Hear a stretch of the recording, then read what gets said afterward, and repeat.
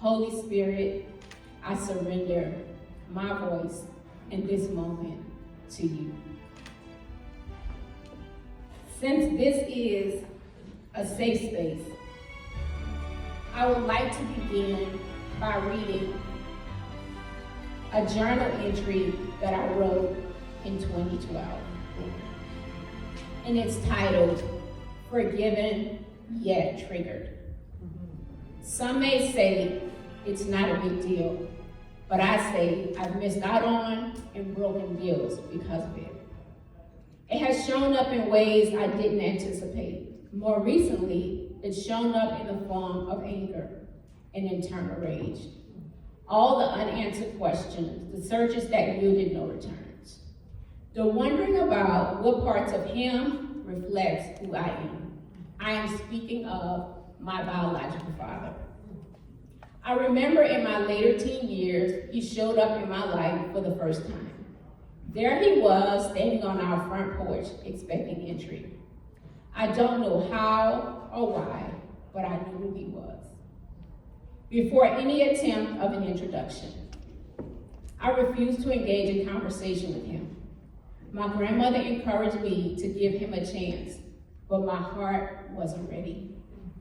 I remember thinking I didn't need him now.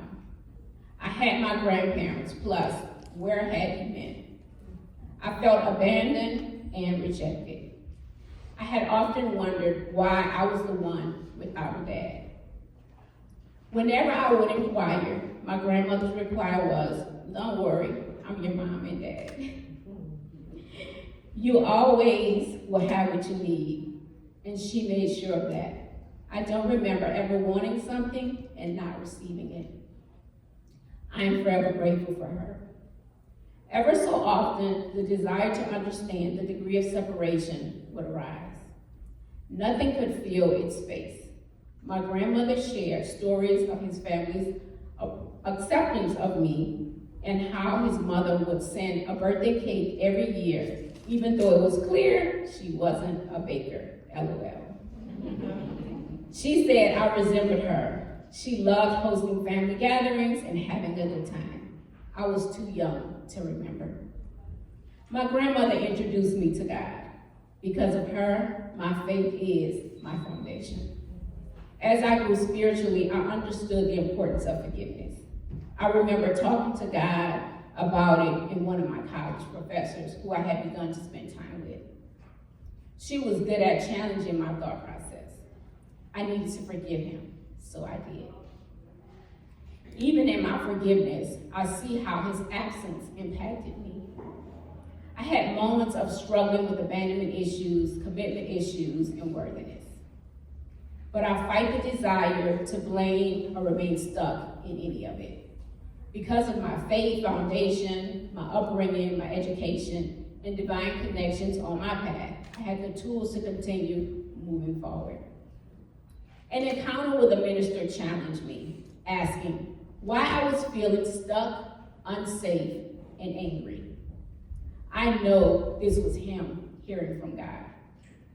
I was able to take a deep spiritual dive into what I was feeling, connecting the dots, leading me on the path to return to the soil where it all began.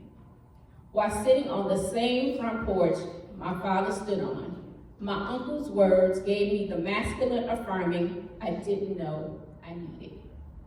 His words powerfully cut the cord that would only permit me to step so far into my destiny.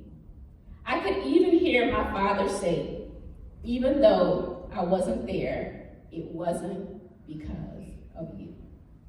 It was because of me. You are worthy and you lack nothing. So with a sincere heart, I say to each of you, you are worthy and you lack nothing.